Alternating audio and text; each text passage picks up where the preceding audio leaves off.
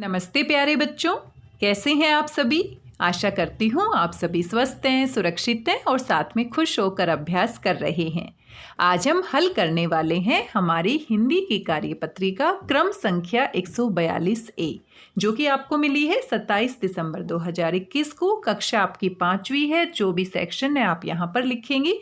विद्यार्थी का नाम, यहाँ पर आपको अपना नाम लिखना है। औपचारिक पत्र, आज का जो हमारा विषय है इस कार्यपत्रिका का वो औपचारिक पत्र है, यानी कि पत्र कैसे लिखा जाता है, औपचारिक पत्र क्या होता है, इसके बारे में हम बातचीत करेंगे। शिक्षक या शिक्षिका का नाम, यहाँ पर आपको अपने हिंदी के अध्यापक या हिंदी की अध्यापिका का नाम लिखना है। आइए देखते हैं आज की इस कार्यपत्रिका में कौन सी महत्वपूर्ण जानकारी दी गई है और क्या कुछ हमें करने के लिए कहा गया है। बच्चों, आज हम नीना के बारे में जानेंगे, जो अपने नाना नानी के घर छुट्टियों में गई थी। आप नीना को यहाँ पर देख सकते हैं और नीना अपने नाना नानी के घर छुट्टियों में गई थी। नीना बहुत दिनों बाद अपने नाना नानी के घर गई थी। एक दिन उसने खबरों में सुना कि वायु प्रदूषण के बढ़ते प्रकोप से नागरिकों को बचाने के लिए संपूर्ण दिल्ली में स्कूल बंद कर दिए गए हैं। तो द्वारा यहाँ पर मिसप्रिंट है, इसको आप मत पढ़िएगा। तो आप सभी जानते हैं हमारे स्कूल बीच में खुल गए थे कोरोना वायरस की वजह से। पिछले साल हम बिल्कुल स्कूल नहीं जा पाए थे, लेकिन इस साल कुछ दिनों के लिए हमारे स्कूल खुल गए थे। लेकिन फिर से दिल्ली में दिवाली के बाद इतना प्रदूषण बढ़ गया कि सरकार को दोबारा से स्कूल बंद करने पड़े और पढ़ाई को ऑनलाइन तरीके से कराने का प्रावधान शिक्षा निदेशालय दिल्ली सरकार ने दोबारा से लागू कर दिया। यह सुनकर नीना बहुत दुखी हुई और उसने सोचा कि वह अपनी प्रधानाचार्य जी को एक पत्र लिखकर बताएगी कि वह स्कूल खुलने का कितना बेसब्री से इंतजार कर रही है। प्यारे बच्चों, ये तो नीना की कहानी के साथ साथ हमारी कहानी भी बन गई है। आप भी तो स्कूल खुलने का बेसब्री से इंतजार कर रहे हैं और बीच में कुछ दिनों के लिए जब स्कूल खुले थे तो हम कितने खुश हो गए थे कि दोबारा से अपने स्कूल में हम पढ़ेंगे, अपने दोस्तों के साथ मिलकर खेलेंगे और वैसे ही हम अपने दिन बिताएंगे स्कूल में जैसे बहुत पहले बिताते थे। लेकिन प्रदूषण के कारण फिर से हमारे स्कूल बंद हो गए हैं। तो यहाँ पर आपको क्या करना है, जो पत्र हम अपने किसी सगे संबंधियों को नहीं लिखते हैं उन पत्रों को औपचारिक पत्र कहा जाता है। तो आपको समझने की कोशिश करनी है कि ये जो औपचारिक पत्र होता है ये क्या होता है। जो पत्र हम प्रधानाचार्य को लिखते हैं, किसी अधिकारी को लिखते हैं, जिनको हम नहीं जानते हैं, जो हमारे रिश्तेदार नहीं हैं, ऐसे व्यक्तियों को जो पत्र लिखा जाता है उसको हम क्या कहते हैं, औपचारिक पत्र कहते हैं। और जो हम अपने घर के सदस्यों को लिखते हैं, जो हमारे से दूर रह रहे हैं, या अपने रिश्तेदारों को लिखते हैं, अपने जानकार को लिखते हैं, अपने दोस्तों को लिखते हैं, उनको हम क्या कहते हैं, अनौपचारिक पत्र। तो हिंदी व्याकरण में हमारे 2 प्रकार के पत्र होते हैं, औपचारिक पत्र और अनौपचारिक पत्र। तो आप समझ ही गए होंगे, औपचारिक पत्र हम किसी अधिकारी को लिखते हैं, प्रधानाचार्य को लिखते हैं। अब आप समझ ही गए होंगे कि औपचारिक पत्र हम किसी अधिकारी को लिखते हैं जो हमारा जानकार नहीं होता है, और जो हमारा जानकार होता है, रिश्तेदार होता है, सगा संबंधी होता है, दोस्त होता है, उसको जो भी हम पत्र लिखते हैं उसको हम क्या कहते हैं, अनौपचारिक। तो आज की हमारी कार्यपत्रिका अनौपचारिक पत्र की बजाय औपचारिक पत्र से संबंधित है। तो आपको क्या करना है, स्वयं को नीना के स्थान पर रखते हुए अपनी प्रधानाचार्य किसको बोलते हैं, जो अगर महिला प्रधानाचार्य है तो उसको प्रधानाचार्य कहते हैं, और अगर पुरुष प्रधानाचार्य है तो उसके लिए हम कौन सा शब्द प्रयोग करते हैं, प्रधानाचार्य। तो यहाँ पर पुल्लिंग और स्त्रीलिंग को आप समझ सकते हैं। नीचे दिए गए प्रारूप के अनुसार सूचित करते हुए पत्र लिखिए कि आप विद्यालय खुलने का कितना बेसब्री से इंतजार कर रहे हैं। अब आप अपने प्रधानाचार्य को, अपने प्रिंसिपल को पत्र लिखकर बताना चाहते हैं कि कितना बेसब्री से आपको स्कूल दोबारा खुलने का इंतजार है। तो ये पत्र तो आप बड़ी आसानी से लिख सकते हैं, लेकिन लिखने के साथ साथ आपको इस प्रारूप को देखना है, समझना है और इसी के आधार पर अपना पत्र लिखना है। तो सबसे पहले इस प्रारूप को हम समझ लेते हैं। कैसे लिखेंगे आप, क्योंकि ये हमारा औपचारिक पत्र है, हम अपने स्कूल के प्रिंसिपल को लिख रहे हैं, और प्रिंसिपल को ही हिंदी में हम क्या कहते हैं, प्रधानाचार्य कहते हैं अगर पुरुष प्रिंसिपल है, और अगर महिला प्रिंसिपल है तो उसको प्रधानाचार्य हम कहेंगे। तो यहाँ पर सबसे पहले आपको अपना पता लिखना है। जो भी पता आपके घर का है वो सबसे पहले आप यहाँ पर लिखेंगे। तो ये सभी बच्चे अपने हिसाब से लिखेंगे, क्योंकि अपने घर का पता आप अपने मम्मी पापा से पूछ के यहाँ पर लिख सकते हैं। दिनांक, किस दिनांक को आप ये पत्र लिख रहे हैं। जैसे कि आज अगर हम लिख रहे हैं तो आज हमारा दिनांक क्या है, 27 दिसंबर। तो 27 दिसंबर यानी कि 12वां महीना है और ये हमारा कौन सा साल है, 2021 है। तो इस तरीके से आप क्या लिखेंगे, यहाँ पर दिनांक लिखेंगे। दिनांक लिखने के बाद आगे आपको अपने पत्र में सेवा में लिखना है, क्योंकि प्रधानाचार्य आपसे बड़े हैं, वो किसी स्कूल के प्रधानाचार्य हैं, तो हम उनका संबोधन करते हैं। सम्मान देने के लिए हम क्या लिखेंगे, सेवा में।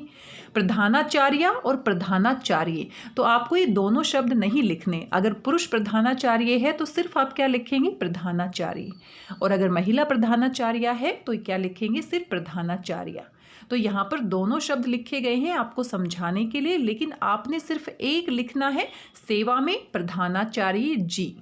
सेवा में प्रधानाचार्य जी। विद्यालय का नाम, आपका विद्यालय का नाम क्या है, स्कूल ऑफ एक्सीलेंस कालका जी, नई दिल्ली। ये आपके स्कूल का क्या है, पता है। और विषय, कौन सा विषय है, किसके बारे में आप पत्र लिखने वाले हैं, ताकि प्रधानाचार्य पूरे पत्र को पढ़ने से पहले ही समझ जाए कि इस बच्चे ने कौन से विषय से संबंधित पत्र लिखा है। स्कूल खुलने का बेसब्री से इंतजार करना। तो इस तरीके से आप ये अपना विषय लिख सकते हैं। यहाँ पर आगे श्रीमान श्रीमती जी, तो दोनों शब्द आपको नहीं लिखने। क्यों नहीं लिखने, क्योंकि ये आपको समझाने के लिए दिया जा रहा है। अगर यहाँ पर आप प्रधानाचार्य लिखते हैं तो आप क्या लिखेंगे, श्रीमान, क्योंकि पुरुष के लिए हम क्या लगाते हैं, श्रीमान लगाते हैं। और यहाँ पर अगर आप प्रधानाचार्य लिखते हैं तो यहाँ पर हम क्या लगाएंगे, श्रीमती। तो दोनों नहीं लिखने आपको एक का चुनाव करना है, श्रीमान जी या श्रीमती जी। उसके बाद बीच में आप जो अपनी बात लिखना चाहते हैं वो सारी की सारी बात आपको यहाँ पर लिखनी है। तो आप किस तरह से इंतज़ार कर रहे हैं, क्यों आप स्कूल खुलने के बारे में सोच रहे हैं, आप कैसा महसूस कर रहे हैं, ये सारी बातें आपको यहाँ पर लिखनी है सभी बच्चों को। आगे आपको धन्यवाद देना है और धन्यवाद देने के बाद आपका आज्ञाकारी शिष्य या शिष्या। तो यहाँ पर भी आपको ध्यान रखना है, अगर आप लड़का हैं तो शिष्य लिखेंगे, अगर आप लड़की हैं तो शिष्या लिखेंगे। आप शिष्य के स्थान पर छात्र भी लिख सकते हैं अगर आप लड़के हैं, और अगर आप लड़की हैं तो छात्रा भी लिख सकते हैं। तो दोनों का प्रयोग नहीं करना, क्योंकि दोनों आपको समझाने के लिए बताए गए हैं। तो आपको एक का चुनाव करना है। अगर आप लड़के हैं तो आपका आज्ञाकारी शिष्य, और अगर आप लड़की हैं तो आपकी आज्ञाकारिणी शिष्या।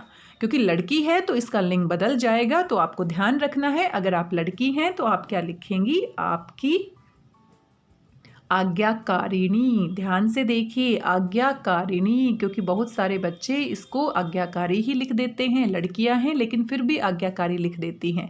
आज्ञाकारिणी कैसे लिखा है, सही मात्रा के साथ। तो लड़कियां हैं तो आपकी आज्ञाकारिणी, और आप लड़कियां हैं तो शिष्या आप लिखेंगी। आ की मात्रा से हमारा क्या बन जाएगा, स्त्रीलिंग शब्द बन जाएगा।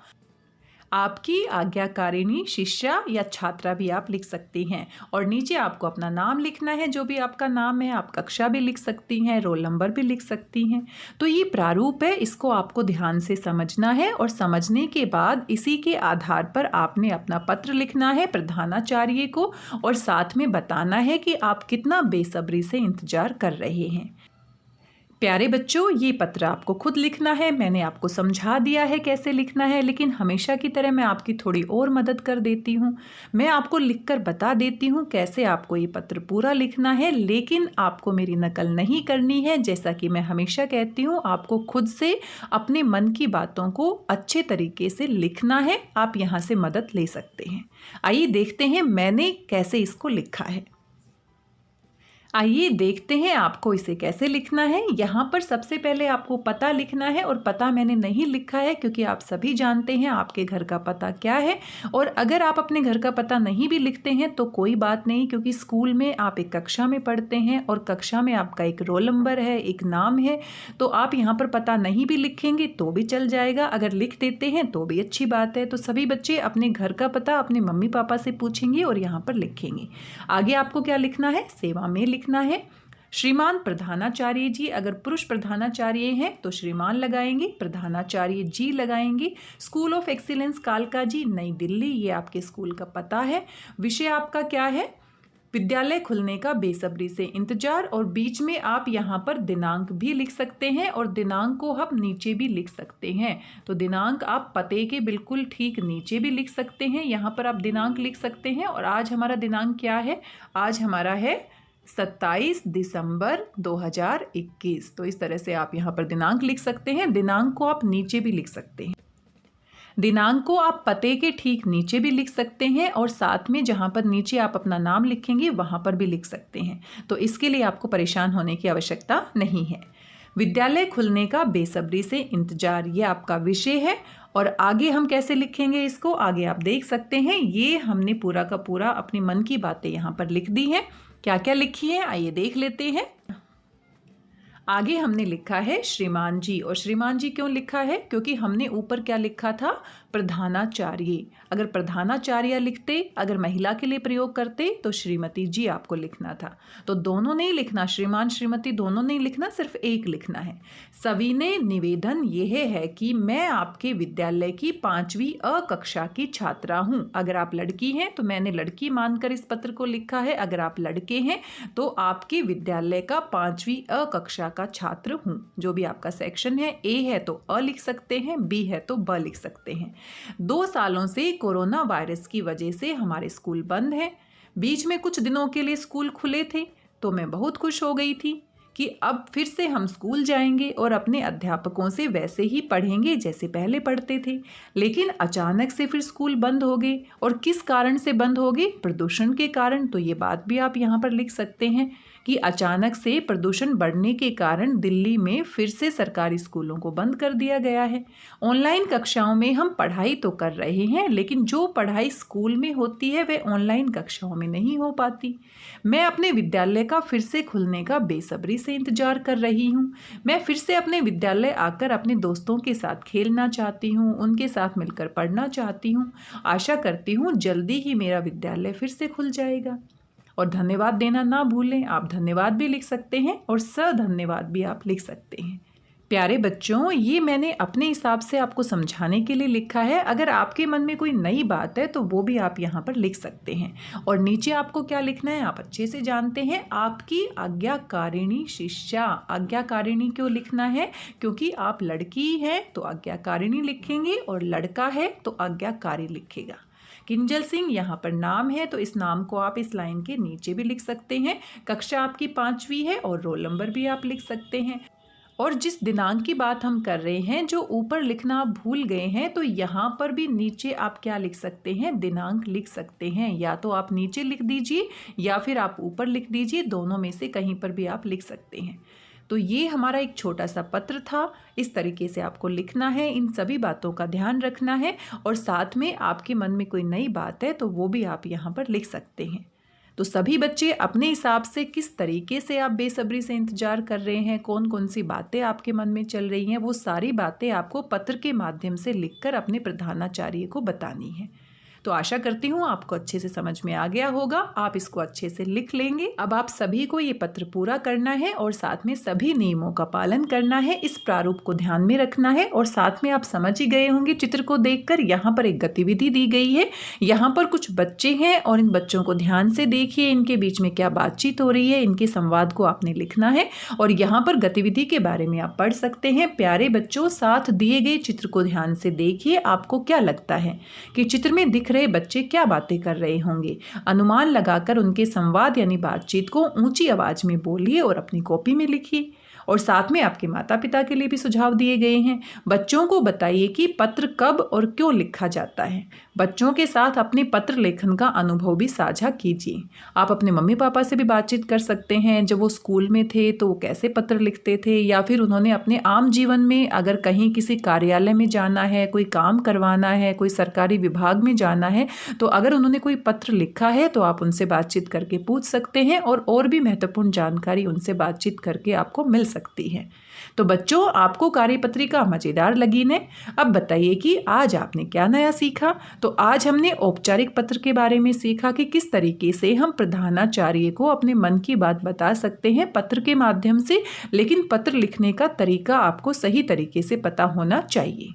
कोविड-19 के दौरान आप अच्छे से जानते हैं अपने हाथों को साबुन और पानी से नियमित रूप से धोना है, खुद भी सुरक्षित रहना है और सभी को सुरक्षित रखना है। आज के इस कार्यपत्रक में बस इतना ही। आशा करती हूँ सभी महत्वपूर्ण बातें आपको समझ में आ गई होंगी और एक अच्छा सा पत्र आप प्रधानाचार्य के नाम से लिखेंगे और मेरे साथ जरूर साझा करेंगे। मिलते हैं अगले कार्यपत्रक में कुछ और महत्वपूर्ण जानकारी के साथ। तब तक स्वस्थ रहिए, व्यस्त रहिए, मस्त रहिए, खुश होकर अभ्यास करते रहिए। धन्यवाद, बहुत बहुत धन्यवाद।